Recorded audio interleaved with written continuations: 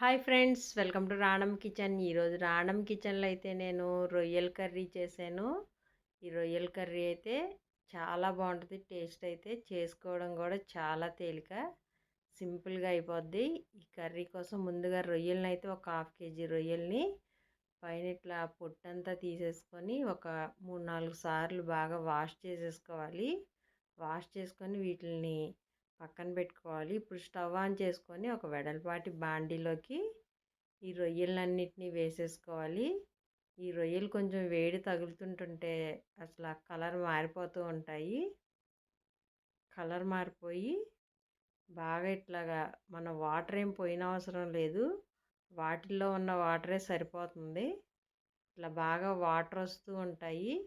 ఇలా కలర్ మారినప్పుడే కొంచెం సాల్ట్ వేసుకోవాలి, కొంచెం పసుపు వేసుకోవాలి.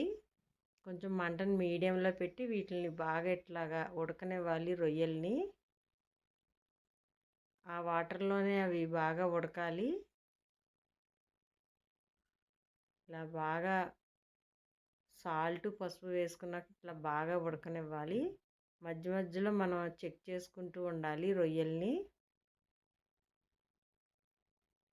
ఇలా బాగా ఇట్లా రొయ్యలు బాగా ఇట్లా దగ్గరికి నీళ్ళన్నీ పీల్చేసుకున్నాక స్టవ్ ఆఫ్ చేసుకొని వేరే ఒక ప్లేట్లోకి వేసేసుకోవాలి. రొయ్యల్ని వేసుకొని స్టవ్ మీద ఇంకొక వెడల్పాటిది బాండీ పెట్టుకొని దానిలోకి కర్రీకి సరిపడా ఆయిల్ వేసుకోవాలి.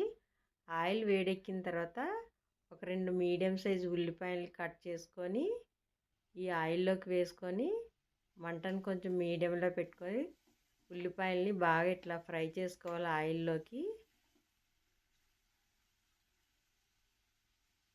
ఇలా ఉల్లిపాయలు బాగా ఫ్రై అవుతున్నప్పుడే కొంచెం కరివేపాకు కూడా వేసుకోవాలి. కరివేపాకు వేసుకుంటే రొయ్యల కర్రీలో టేస్ట్ చాలా బాగుంటుంది, స్మెల్ కూడా చాలా బాగుంటుంది కర్రీకి.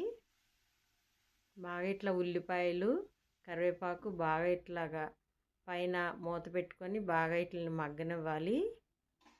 ఉల్లిపాయలు ఇట్లా బాగా మగ్గిపోయిన తర్వాత ఇప్పుడు ఒక స్పూన్ అల్లం వెల్లుల్లి పేస్ట్ వేసుకోవాలి. అల్లం వెల్లుల్లి పేస్టు, అల్లం వెల్లుల్లిపాయ కొంచెం జీలకర్ర వేసుకొని పేస్ట్ చేసుకుంటే చాలా బాగుంటుంది టేస్ట్ అయితే. ఇట్లా మనం అల్లం వెల్లుల్లి పేస్ట్ వేసినప్పుడు కర్రీస్లో చాలా బాగుంటుంది స్మెల్ కూడా. ఇట్లా వేసుకుంటే ఇట్లా అల్లం వెల్లుల్లిపాయ పేస్ట్ బాగా ఫ్రై అయిపోయిన తర్వాత ఒక 2 టమాటాలను కూడా కట్ చేసుకొని వేసుకోవాలి. వీటిని కూడా బాగా ఇట్లా ఫ్రై చేసుకోవాలి ఆయిల్లో. ఉల్లిపాయలు టమాటాలు బాగా ఇలా ఫ్రై అయ్యేలాగా బాగా కలుపుకోవాలి. కలుపుకొని పైన మూత పెట్టుకొని ఇప్పుడు మూత తీసి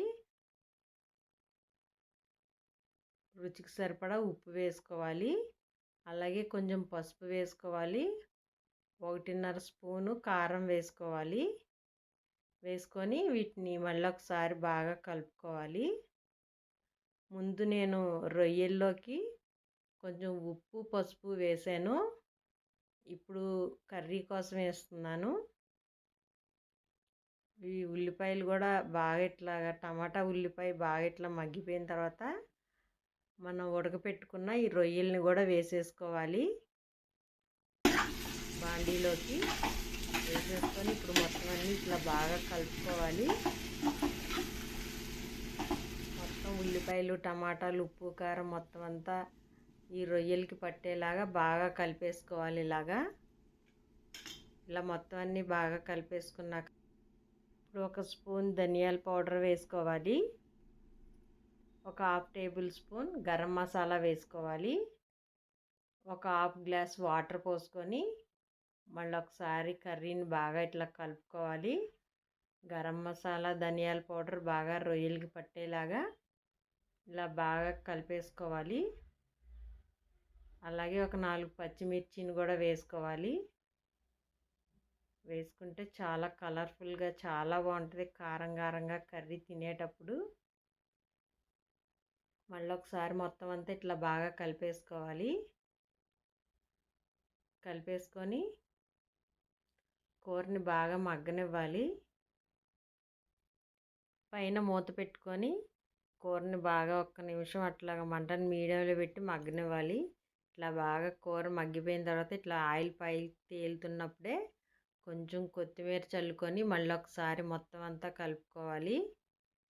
కలుపుకొని ఇక స్టవ్ ఆఫ్ చేసేసుకొని సర్వింగ్ బౌల్లోకి వేసేసుకోవడమే.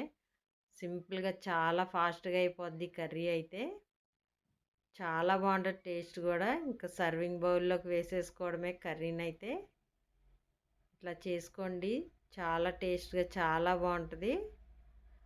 ఒక ముద్ద అయితే ఎక్కువే తింటాం కానీ తక్కువైతే తినం.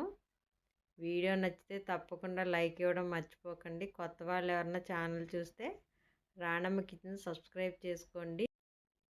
Thank you.